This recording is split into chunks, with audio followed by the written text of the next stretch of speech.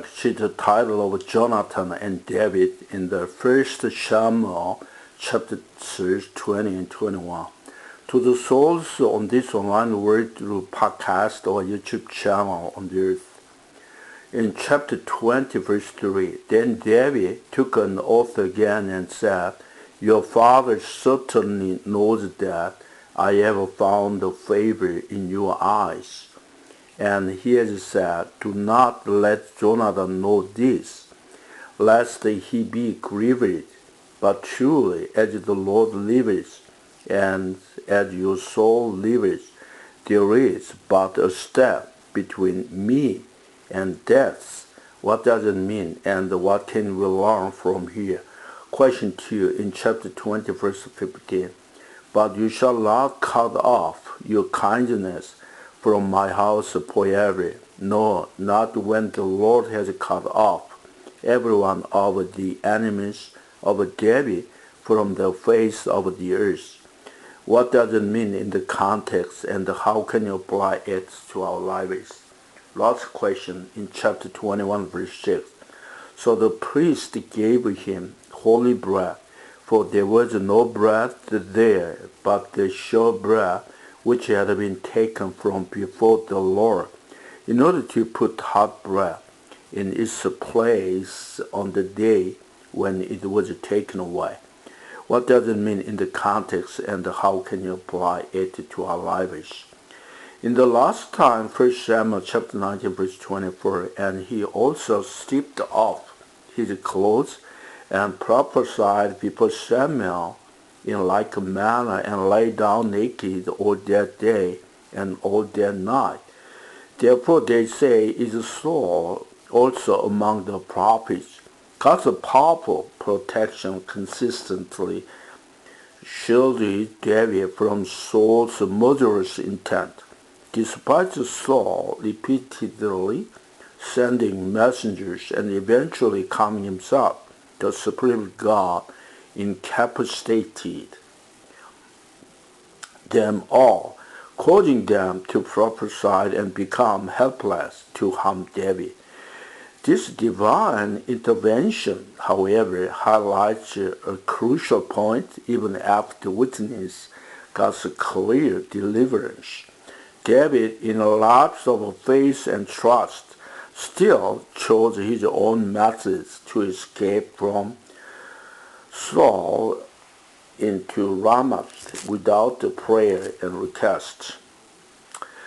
This pattern underscores a common human tendency to quickly forget God's promise and past deliverances, turning to human solutions in times of trouble or despair.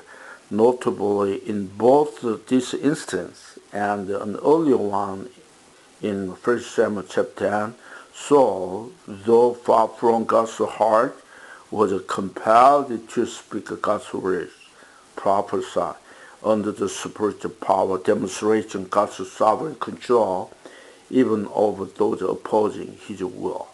Chapter 20, then David fled from Naioth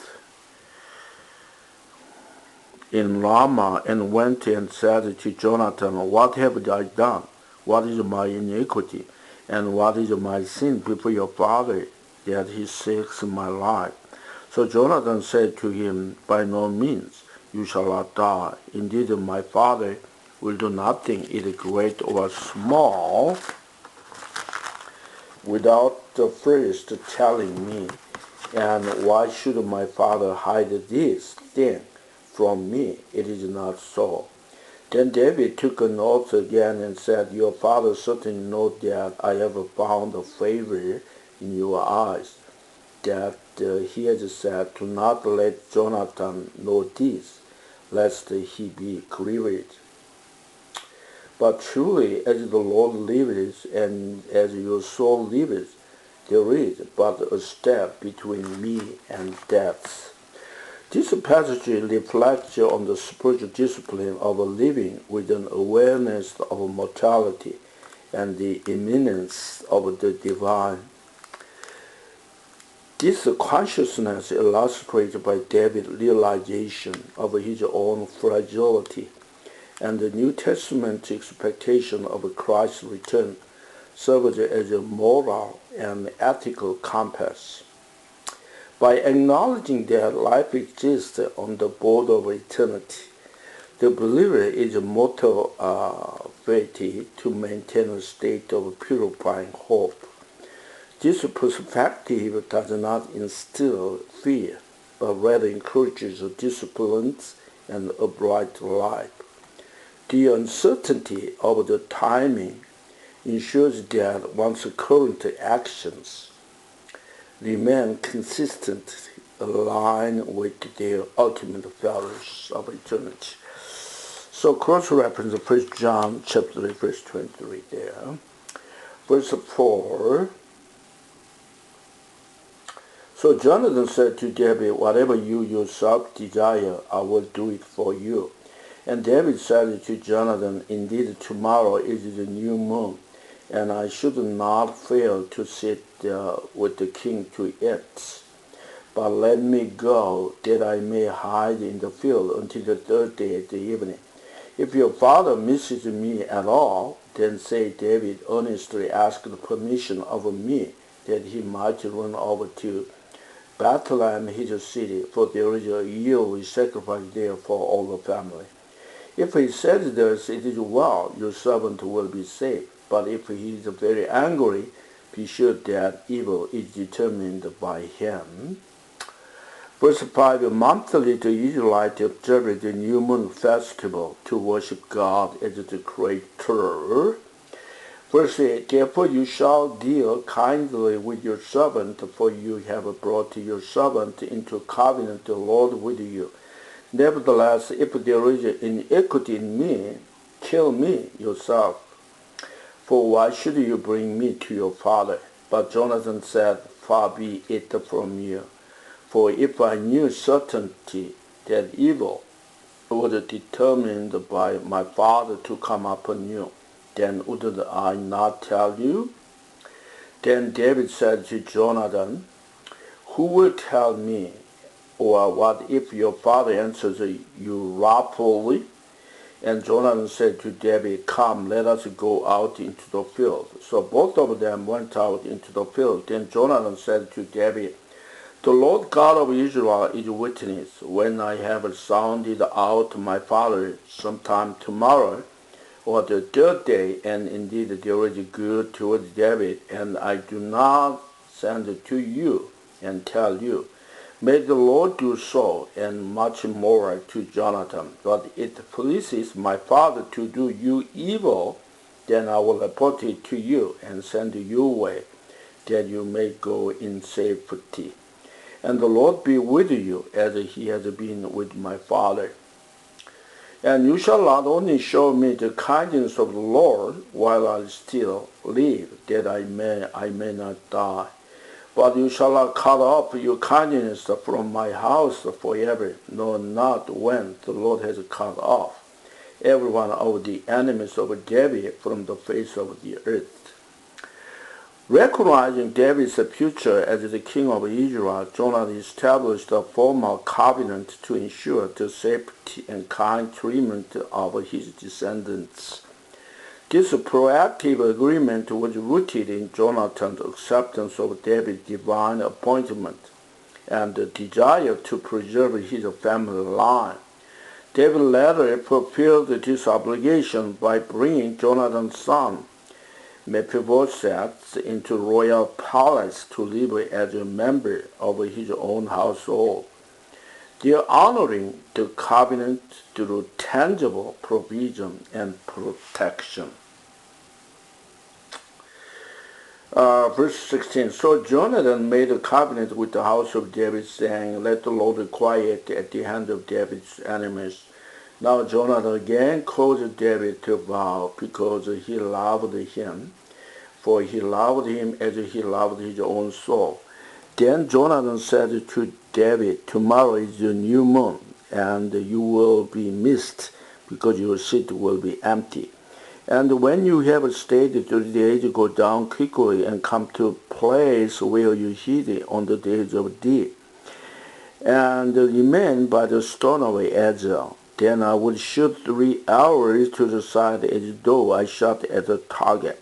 And there I would send a lad, saying, Go find the arrows. If I expressly say to the lad, Look, the arrows are on this side of you, get them and come. Then as the Lord lives, there is safety for you, no harm. But if I say this to young men, Look, the arrows are behind you, go your way, for the Lord has sent you away. And as for the matter which you and I have spoken of, indeed, the Lord be between you and me forever. Then David hid in the field, and when the new moon had come, the king sat down to eat the feast. Now the king sat on his seat, and at other times on a seat by the wall. And Jonathan rose, and Abner sat by Saul's side, but David's place was empty. Nevertheless, Saul did not say anything that day, for he thought something had happened to him. He's unclean, surely he's unclean. And it happened the next day, the second day of the month, David's place was empty. And Saul said to Jonathan his son, Why has the son of Jesse not come to you, either yesterday or today?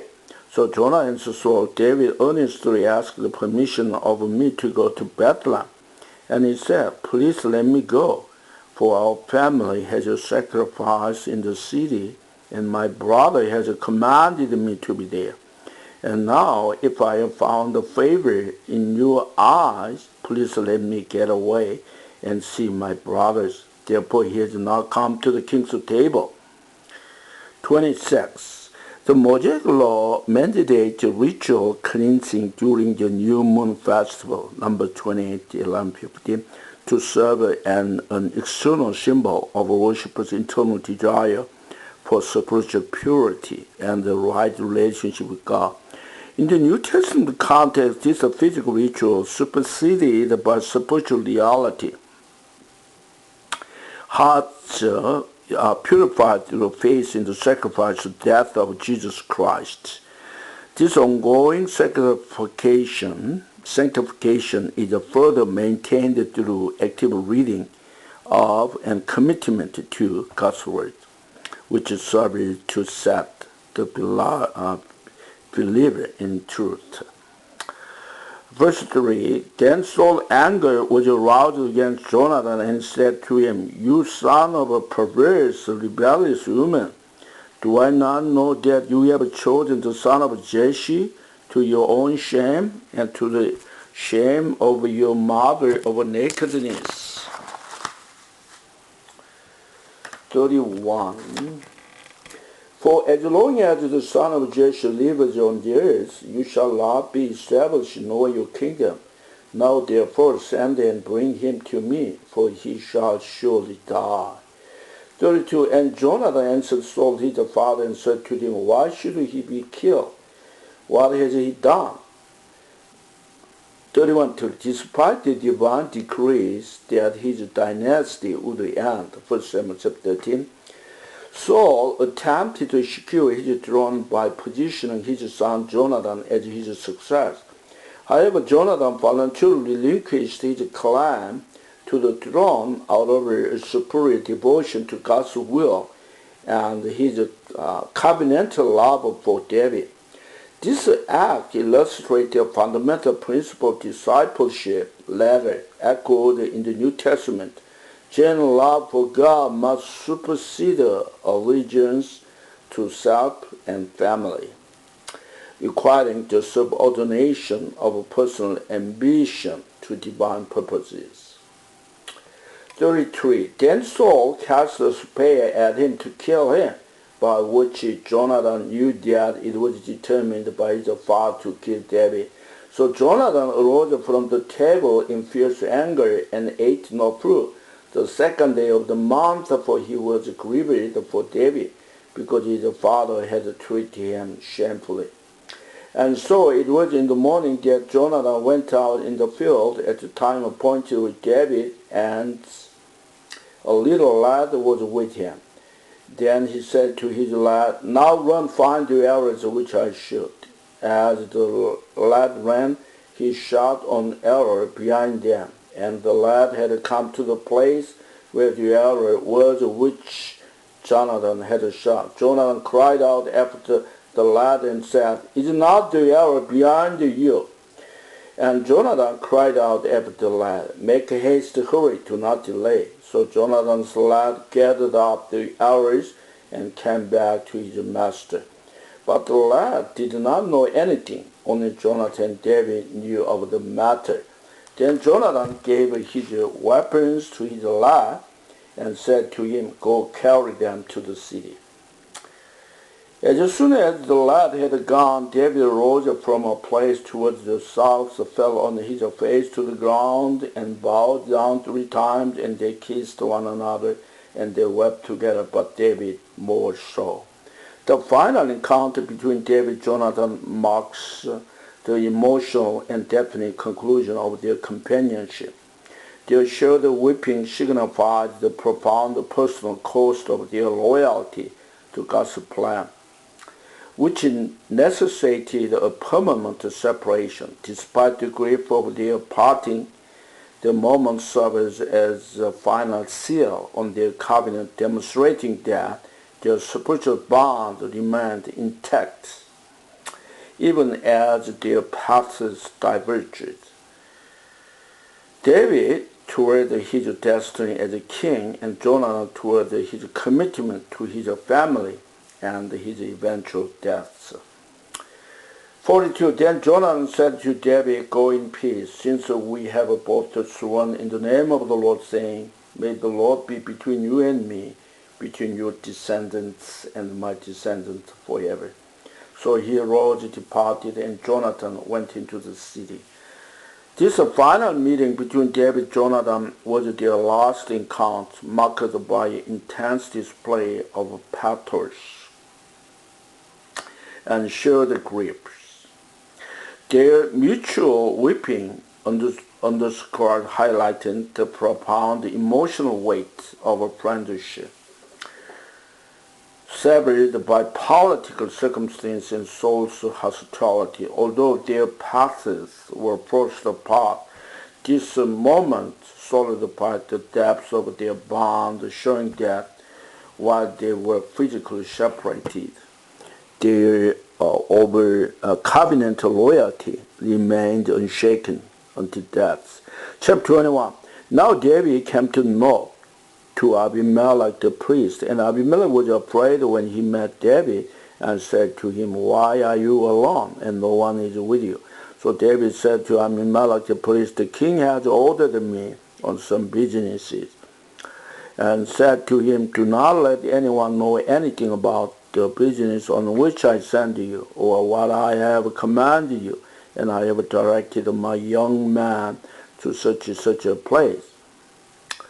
Although David attempted to justify his deception as a white lie to escape Saul's pursuit, the moral consequence, divine moral consequence, was catastrophic and scripturally indispensable. Under the Mosaic law, lying is strictly prohibited, and David's lack of transparency with the priest Ahimelech directly triggered a chain of events that led to the massacre of 85 priests by Doeg the Edomite. The next chapters. This passage illustrates that even for a man after God's own heart, a lapse in integrity can have devastating unintended consequences, proving that ethical compromise, even for self-preservation, is never truly justified in the sight of God. Verse 3, "Now therefore, whatever you on hand, give me 5 loaves of bread in my hand, or whatever it can be found." And the priest answered David and said, "There is no common bread on hand, but there is holy bread. If the young men have at least kept themselves from women."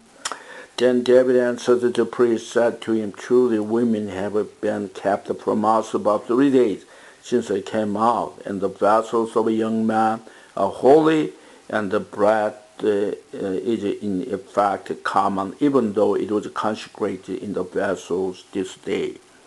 Because the man had maintained the ceremonial purity by refraining from sexual intercourse during their journey. The priest determined they met the basic requirement for holiness. Consequently, in the act of hunger necessity, the priest permitted David and his men to consume the consecrated bread, which is normally preserved for the priesthood. This decision prior to the immediate preservation of life of the strict ritual latter provided that the physical and ceremonial conditions for sanctify were satisfied. Verse 6. So the priest gave him the holy bread, for there was no bread there but the showbread, so 12 bread, which had been taken from before the Lord in order to put hot bread in its place on the day when it was taken away. By providing consecrated bread to David and his men, Ahimelech the priest demonstrated that the divine moral obligation, love for neighbor, supersedes the strict ritual adherence in case of urgent physical necessity. Although the Lord typically reserved this bread exclusively for priesthood, the preservation of human life took precedence of a ceremonial protocol. Jesus later called this special historical event to silence his critics. Verse 7. Now a certain man of the servant of Saul was there that day, detained before the Lord, and his name was Dog, an Edomite, the chief of the herdsmen who belonged to Saul. And David said to Ahimelech, Is there not here on hand a spear or a sword? For I have brought neither my sword nor my weapons with me, because the king's business required haste. So the priest said, The sword of Goliath the Philistines, whom you killed in the valley of Elah, there it is, wrapped in a cloth behind the altar. If you will take that, take it. If there is no other except that one here. The ephod was a sacred vestment worn by the Israelite priesthood, serving both the ritualistic and functional role in divine service. 1 Samuel chapter 18. Interestingly, David appeared unaware that Goliath's sword was being stored at sanctuary in Moab. His lack of knowledge likely stemmed from the significant passage of time since his victory over the giants. Having been a young man at the time of the battle, David had transitioned through the years of service in Saul's court and subsequent flight, distancing him from the specific location where his former trophy had been consecrated and preserved. So chapter 2, 18. Verse 10, Then David arose and fled that day from before Saul and went to Achish, the king of Gath. And the servant of Achish said to him, Is this not David, the king of the land? Did they not sing of him to one another in dances, saying, Saul has slain his thousands, David his 10,000s. Now David took those words to heart and was very much afraid of Achish, the king of Gath. The biblical principle that the fear of man brings a snare is vividly illustrated by David's lapse in faith while seeking refuge with Achish, the king of Gath, driven by a deliberating fear of Philistine later. David, the divinely anointed future king, resorted to a humiliating ruse, fainting instantly by scratching at the walls, letting saliva run down his breath. This behavior demonstrates how the fear of human authority can degrade a noble character into that of a fool. However, Psalm 34, the heading is noticed, a Psalm of David when he pretended madness before Ahimelech, who drove him away. He departed. Ahimelech is the title for the king, whose name was likely Achish. So, last verse 13 up to 15. So he changed his behavior before them, pretended madness in their hands, scratched on the doors of the gate, let his saliva fall down on his brow. Then Achish said to his servant, Look, you see, the man is insane. Why have you brought him to me? Have I need of a madman, that you have brought this fellow to play madman in my presence? Shall this fellow come into my house? In a calculated act of self-preservation, David feigned insanity before the Philistine king to exploit her cultural taboo against harming the mentally unstable. This ancient social custom allowed David to escape a life-threatening situation, much as a modern legal concept of an insanity defense can mitigate the criminal liability. In the United States judicial system, however, David's temporary display of weakness stood in the stark contrast to his established reputation as a formidable warrior. He had previously slain thousands of Philistines, making his survival through such accumulating rules both strategic necessity and profound moments of personal desperation. So we covered all the questions. Continue to keep on praying for his mission effort, especially the Vietnam. As new believers, to give encouraging, continue to keep on share gospel to other people. Also, as of this year's prayer house is available at any day time. So that is good news. That is location is Royal Memorial Park, Gate 10. May God bless you. Let's sing all together, Brochure Maranatha song.